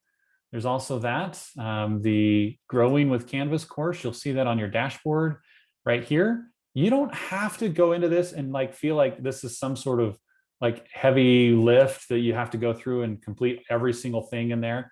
But if you want to just go into the modules area and just cherry pick the stuff that you want to learn a little bit more about, these are Canvas resources that you can click on, and it will bring up stuff with videos and links and other places where you can learn more about that content. So just be aware of that as well. We really would love more traction on this. This hasn't gotten a lot of hits yet. it's a super great resource, and it could help fill in some of those gaps if you're looking to do some of that on your own. Other than that, I think we're good for the day. Hope to see you in a lot of the webinars going on this week. Thank you for your time and your energy and attention. And we'll hope to see you in the future in some other webinars. So have a great day.